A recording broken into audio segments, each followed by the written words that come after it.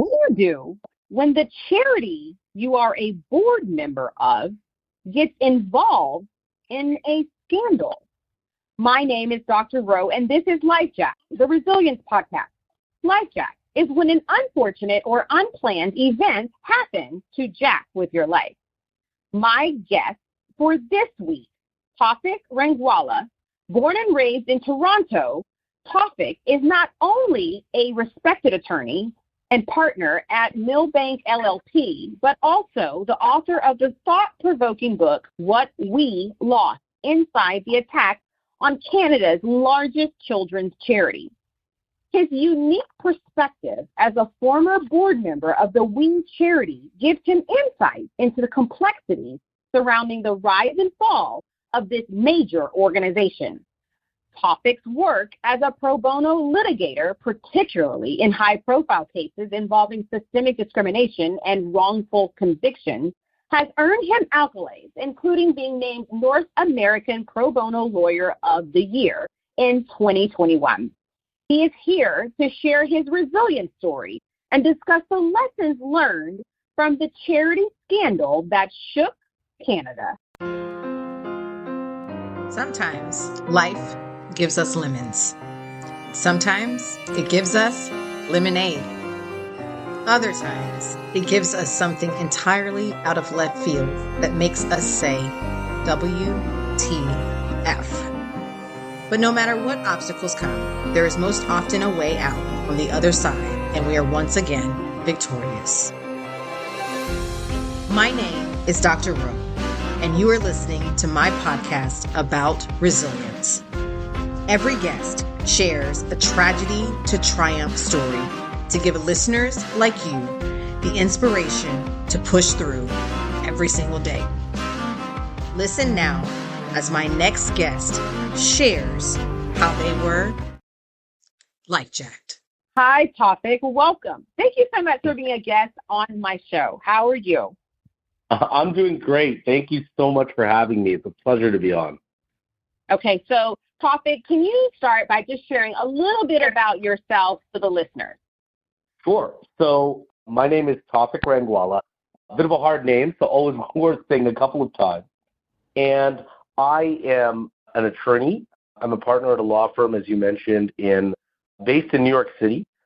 And my practice is I'm a litigator by trade, so I'm part of our litigation practice group, which means I do dispute resolution of all kind. And my particular focus is on investigations. And so I represent companies and individuals that are being investigated by the government, usually the criminal or civil authorities in the United States, but also around the world.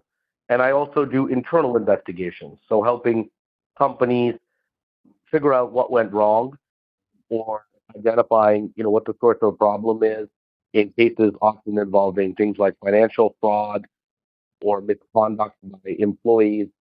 Also things like Me-Too-related matters, workplace conduct investigations, racial equity audits, things like that. So a wide-ranging investigation practice as well as a civil litigation practice. And I do that for Millbank. I've been there my whole career, so 20 plus years now.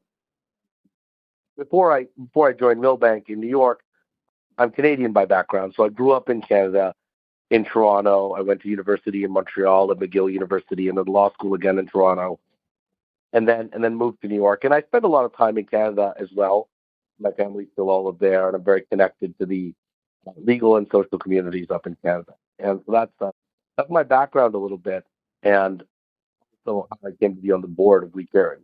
Right. And so you were a board member of the Canadian charity, We Charity, which is formerly Free the Children, which is an international development charity and youth empowerment movement founded in 1995 by human rights advocates Mark and Craig Kielburger.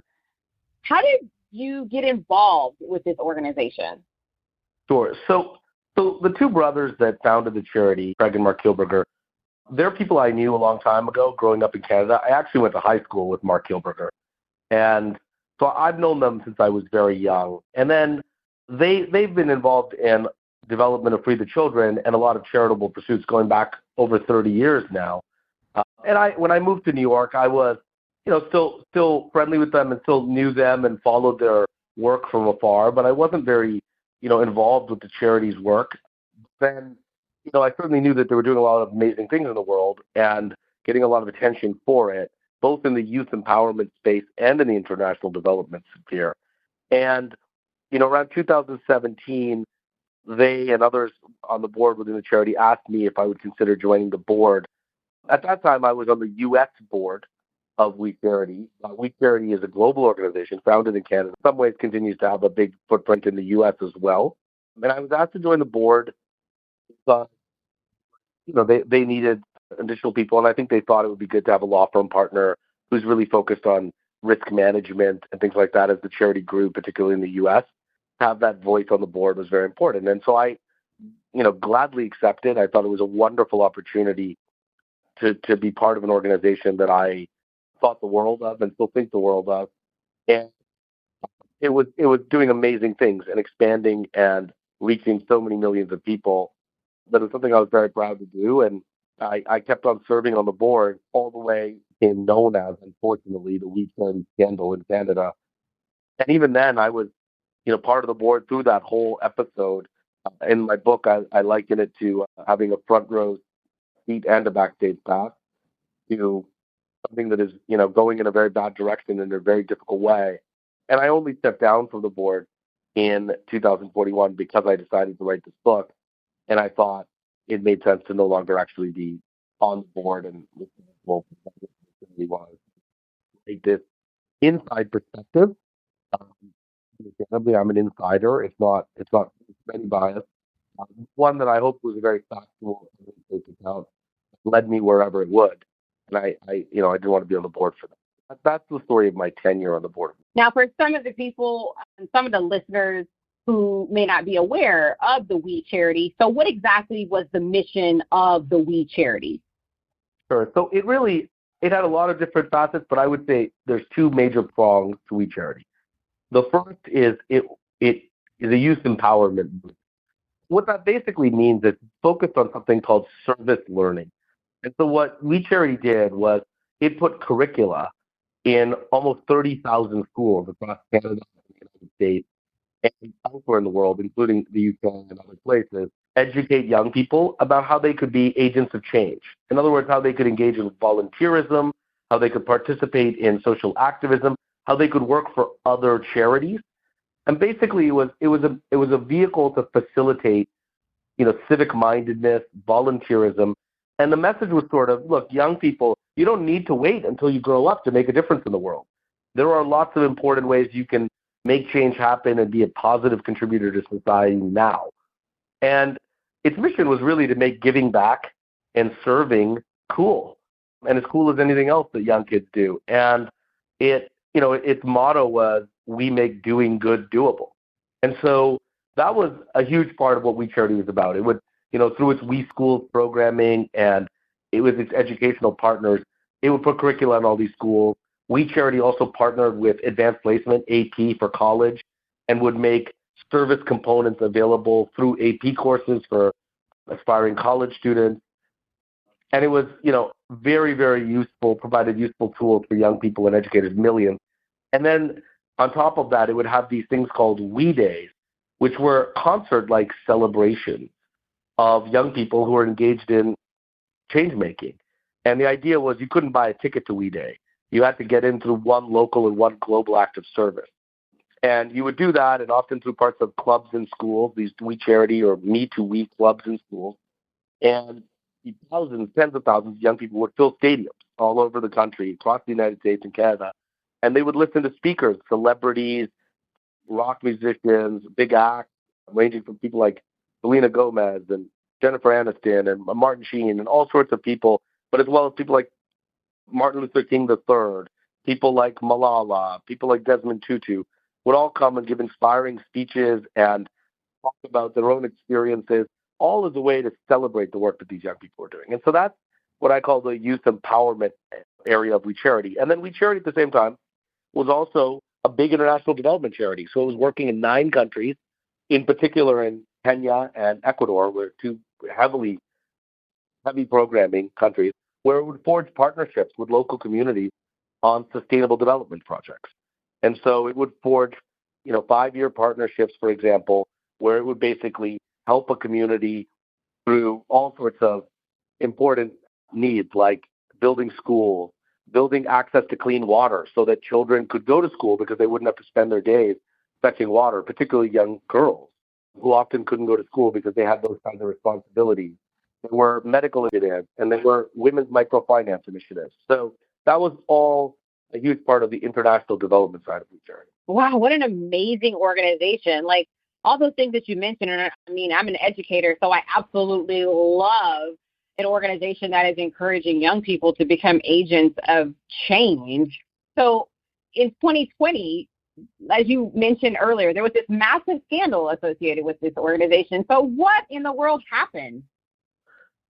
Sure. So, I'll do my best to encapsulate it and not go on too long. Please do interrupt me if I'm doing that. But the short version is, in my opinion, the saddest part of the whole thing is it's called the We Charity scandal in Canada, and that's what you'd see if you looked it up.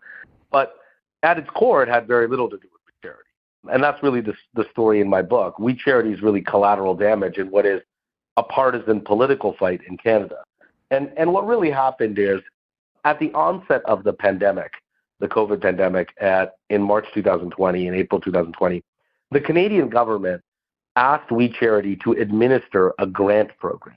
And the grant program was designed by the Canadian government, in particular the Liberal government led by Justin Trudeau, who's still currently the Prime Minister. And the idea was, because many young people wouldn't be able to get a summer job in the first summer of COVID, they couldn't leave their house, they were going to have trouble making ends meet when it came to paying for college or university.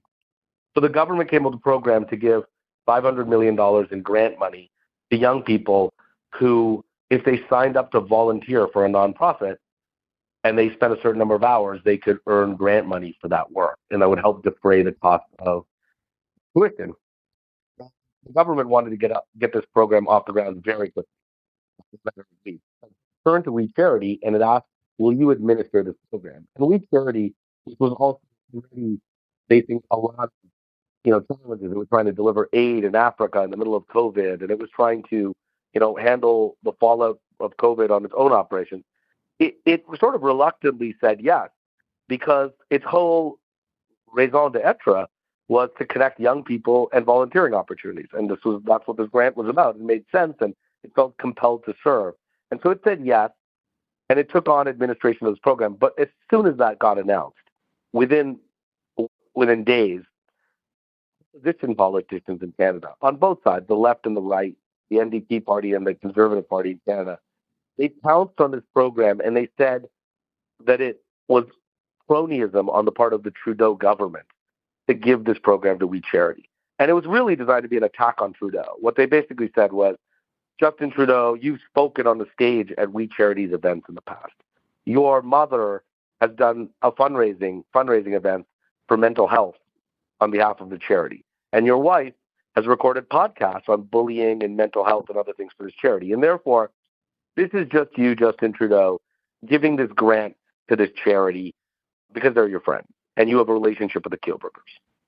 And it was basically a very unfounded accusation in the sense that from the charity's perspective, it was just it didn't stand to earn any money. It didn't stand to make anything. It was just doing the very best it can to administer this massive program. But basically, it got caught up in an attempt to try to undermine the Trudeau government and create an ethics scandal. And, you can't just, to create a scandal, you can't just attack Trudeau for cronyism. What basically happened is it doesn't work if you just give the money to Mother Teresa, because someone would say, well, you didn't abide by conflicts of interest rules in some way or another, but you gave the money to a good cause. So what's the scandal? You kind of had to vilify We Charity to make it a real scandal. And that's what happened. Basically, the opposition politicians in Canada, they tried to tar the Kielburger brothers and the charity and, attack it and its work and attack its connection to the Trudeaus. And it just turned into a bit of a firestorm in which, although many people in the U.S. have not heard that much about it, it was the subject of almost 125,000 newspaper articles or media reports in 2020. It was on the cover of every newspaper every day. There was parliamentary committees that were formed to look into this whole issue of how this program got awarded to We Charity. 50 days of testimony, all sorts of attacks on the charity. And it was just a really sad affair in which the charity and everything it had ever done came under immense scrutiny. The Kilberger brothers came under immense scrutiny. And it just became a very toxic atmosphere in which the charity really could no longer function and operate to fulfill its mandate. It could no longer raise money in Canada. It was in the middle, and it had this scandal associated with it, and it was the middle of all sorts of wild accusations. The media, as I document in my book, did a really terrible job of covering it. Instead of asking hard questions and telling people whether there was really anything to this, whether there was actually any fire or was it just smoke, they just reported on what fringe media commentators on social media were commentating on, reported half-truths, and even when there was efforts to correct the record, they just wouldn't print it. And so it really was just a piling on of politics and media at its worst, in my view. And in what I call the book, the Americanization of Canadian politics, this unfortunate tendency to just have lots of sound bites and shrill finger pointing, but the message is lost. And in the end, We Charity was forced to close down in Canada. And a huge loss occurred to millions of children, millions of beneficiaries around the world. It's really, really a sad story, which is why I titled my book, What We Lost, because I really wanted to tell the story of what had been lost. No, that's a very fitting title for that book because, yes, it does sound like it was a huge loss. So I have to ask you, I know you said you stepped down because you were going to write the book and you stepped down in 2021. What motivated you to decide, I'm going to write a book about this scandal and about the organization and how it unfolded? And, did you receive any backlash from writing it? Yeah, so what, I was not, there's a lot of lawyers who always harbor a dream of writing a book someday. I wasn't one of them, ironically. I was not looking to write this book. It's really something I felt compelled to write. I was approached by a publisher, Awesome Publishing, and its owner, Dean Baxendale, who have, a wonderful desire to, tell a story when Dean perceives that there's injustice afoot. And, I was offered an opportunity to write this book and tell my inside perspective. And I really felt like if I didn't do it, a lot of the story would just never be told. And I think the public in Canada would just be left with like this sensation that there was something wrong, that We Charity probably did something wrong because why was it caught up in this mess? And that, the people associated with We Charity, there's something problematic about them. And it would be left there. And I just felt like that was really a horrible way to leave things, particularly because so many voices were unheard. And so many people who were the beneficiaries of this charity, no one was talking to them. No one was reporting on them. No one was talking to teachers and students and people in Kenya who weren't going to have clean drinking water anymore. No one was asking them how they felt. And I just felt like that was a really horrible part of for me as a board member. I was very crestfallen, and I think my strongest emotional reaction was to that fact that those voices weren't being heard and that part of the story was missing. And so that's why I wrote the book, and it was a wonderful opportunity to tell the story. And we may talk about this later, but I received a lot of support from all sorts of people who wanted to tell the story. That was students and teachers, but also like philanthropists and billionaires who had given to the charity and felt like it was their life's work, to help this charity move forward. To celebrities who had stood behind this cause and rallied behind it and tried to promote it. I talked to all of them, and it was a real story of injustice, so much so that I was really honored when Martin Luther King III, the eldest son of Martin Luther King Jr., who's a civil rights activist in his own right, he actually agreed to read the audiobook. And so he's the narrator of the audio version of the book because he looked at it and just felt like it was such a shocking story of injustice. And while it wasn't racial injustice in a way, or literally racial injustice in the way that, his father was focused on, he felt like in promoting his father's legacy and talking about this, that you got to call out injustice wherever it is. And so he lent his voice to the project as well. And I was, very much a labor of love and one of the hardest things I've ever done to write this book. And there was backlash. I wouldn't say it was, anything that I felt would stop me in my tracks, mercifully. But, there was a lot of backlash. And some of that backlash honestly just came in the form of ignoring it. Even though the book went to number one in Canada on the bestsellers list, there was a lot of media outlets who just, felt like because they were criticized in the book, they didn't want to pick it up and they didn't want to talk about it. And so a lot of the backlash was often in people just trying to minimize or marginalize what it had to say and, fighting to get the word out and get people to focus in on it. And whenever they did, I think people were shocked by what they read and learned a lot. So let me ask you, do you think that the Kielburgers would have be able to come back from this? I mean, they are huge human rights advocates. Do you think that they would be able to start a new charity? And I mean, you're close to them, or have they already started building something new? Yeah. Look, I think so on a personal level, I think Craig and Mark Kielburger suffered immensely, as did their family, based on what happened. And I do think that, they're very resilient people, and they have and will bounce back, and they will do amazing things in the world because nothing really compromises their motivation. But I think for me, the people I worried about the most, not to diminish anything that happened to the Kielburgers, but the people I worried about the most were not them.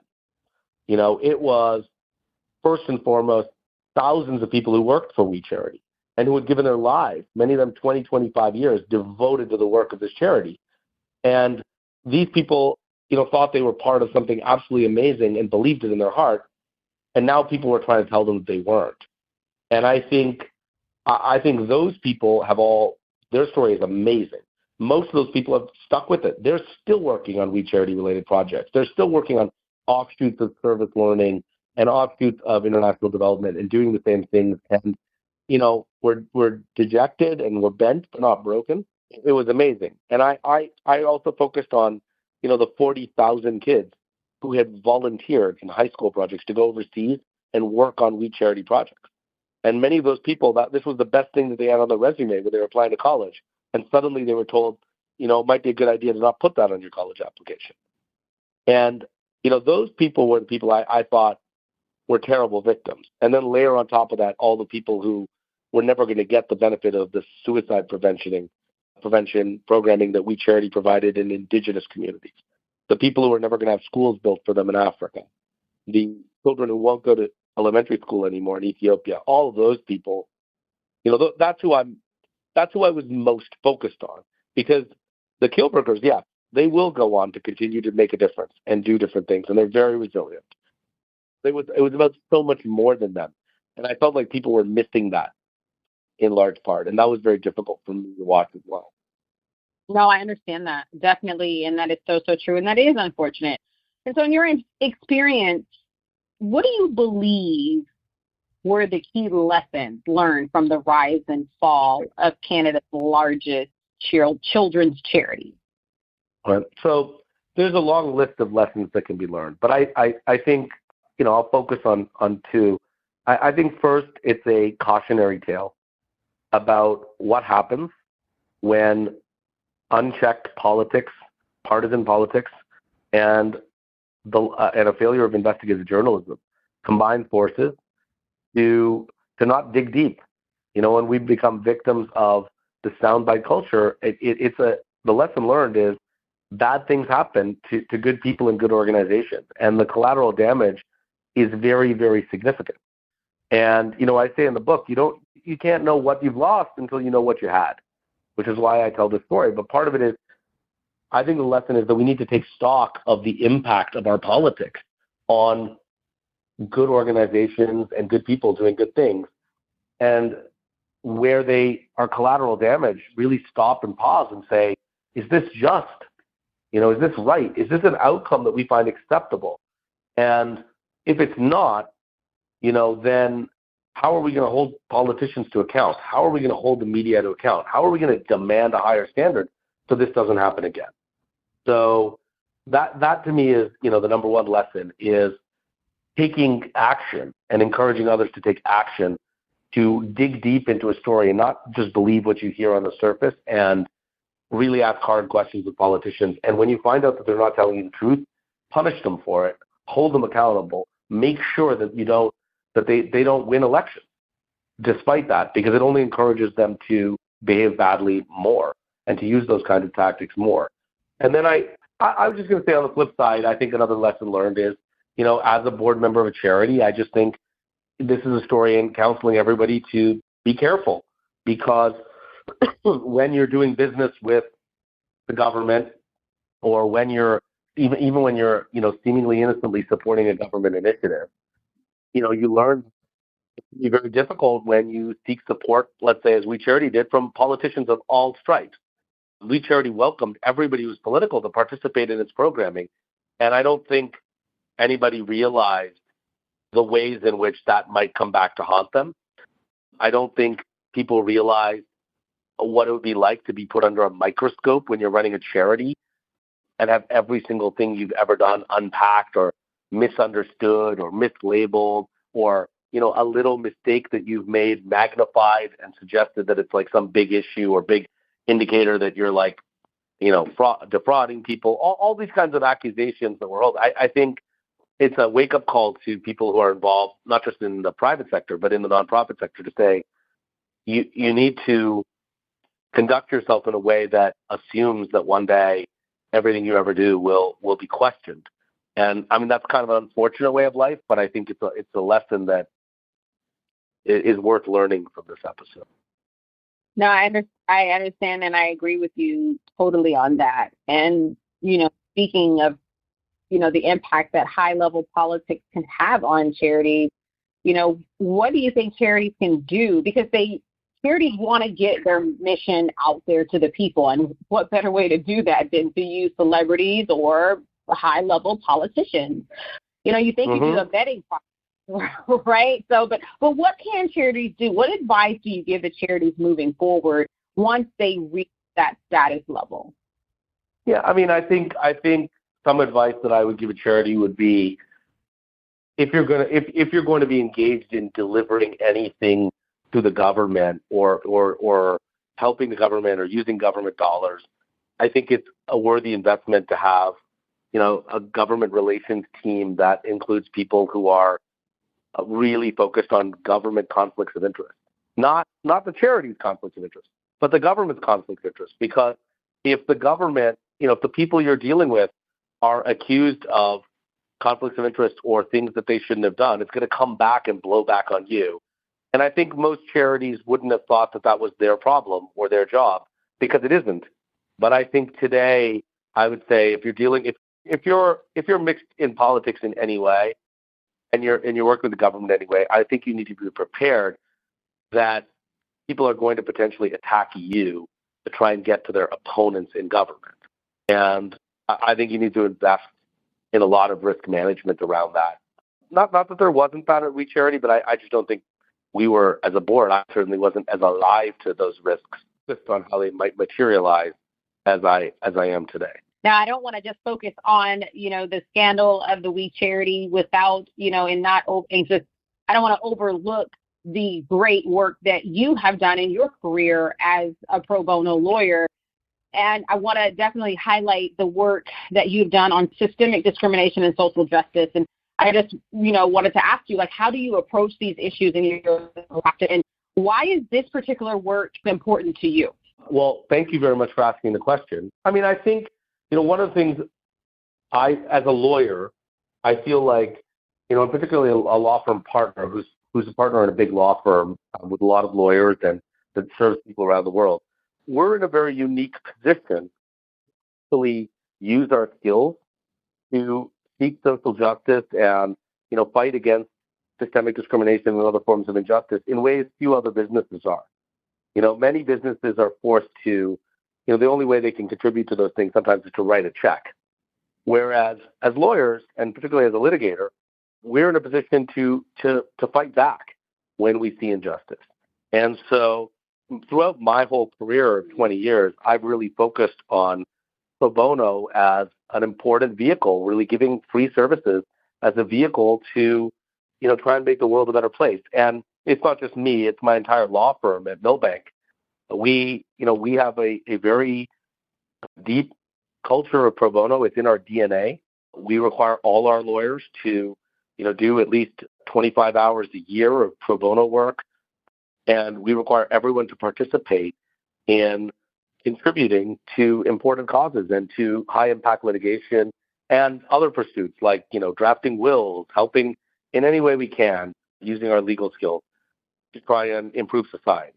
And so I've always been very proud. One of the reasons I've spent my whole career at Milbank is because it's allowed me and provided a platform to not just be a great lawyer serving my paying clients, not just, help those who can afford our services, but also to really help those in need. And it's always been, one of the best and richest parts of our experience and our values as a business. And so I've been able to do a death penalty case in Louisiana for many years, in which we were able to have the death sentence commuted of a man who I firmly believe is innocent. We lost him against Stafford County in Virginia some years ago on behalf of a Muslim organization that was being discriminated against. They were establishing low-cost dental services for Muslims in the Washington, D.C. area, bought a plot of land to use as a cemetery, and in the dark of night, the local planning commission in Stafford County, Virginia, changed the laws such so that the land could no longer be used as a cemetery when some members of the planning commission heard that it was going to be a Muslim cemetery. And so we sued Stafford County, and we had those laws repealed, and they paid a big settlement. And so these are just, some of the ways in which we've been able to really make a difference. And we do that in all sorts of high-profile cases. Those are just two examples that I've worked on. Wow, that's simply amazing. So I have to ask you, in your opinion, what do you believe are the best ways to build resilience? Well, it's a great question, and I won't admit to being a professional and having the community, having the right, building the right support structure in your life so that you have people to lean on, and similarly making sure that you as an individual are offering that support so that people are able to lean on you in times of need. And I think, in a very individual-centered world and society that we live in, it's very easy for a lot of people to not have deep-rooted community and a deep-rooted sense of belonging. And I think when hard times hit, you need to lean on others who can prop you up and remind you of what you're worth and remind you of what your principles are and remind you to stay the course and weather a storm. And I certainly think in the experience of We Charity, both for me, but also, for many others who are frankly suffering more on the ground than I was, I think that was, a huge source of resilience. Well, thank you for joining me, Tawfiq. I really appreciate you giving the listeners an opportunity to take a deep dive into topics like these and allow us to learn from your experiences. Can you take the time to let everyone know how they can get a copy of your book, What We Lost Inside the Attack on Canada's Largest Children's Charity?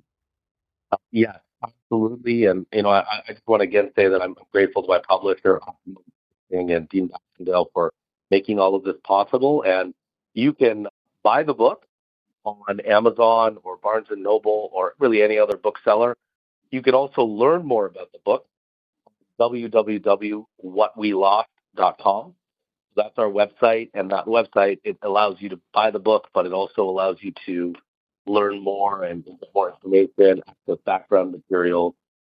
Those are the best ways you can learn about it. And also for anyone who wants to listen to the book, the podcasted version of the book, the chapter read by Martin Luther King III, is available on Spotify. It can also, of course, be available through Apple Books and Audible and any other place that you gain audiobooks. Or any last words of encouragement for the listeners? Yeah, I think that people really need to take stock of the damage that partisan politics and unchecked media can do in our society. And I think that it's really, really important that we take a hard look whenever there are organizations or people who are maligned as a result of politics. Make sure that we know the whole story and the whole truth and give people benefit of the doubt, and to really try to dive in and use evidence and facts to make decisions. That's what an informed population does. And I think this story really reminds us, not just in Canada, but in everywhere, that we need to do that, or collateral damage happens that I think is really damaging and results in a deep injustice. And so I just, remind everybody to be focused on that. Read this book if you can, and use it as an opportunity to take stock and make sure that we're thinking through everything that's presented to us by politicians and the media. Well, Tawfiq, I wish you and your family nothing but blessings and abundance. Thank you for being a guest. Please take care. Thank you so much. Thanks for listening to this week's episode of Lifejacked, the Resilience Podcast with your host, Dr. Rowe. Are you interested in having your business or service advertised on this podcast for thousands of listeners to hear? Then please send me an email at lifejacked@gmail.com if you are interested in becoming a sponsor of one of my episodes. And remember to live, laugh, love, learn, and then repeat. See you in the next episode.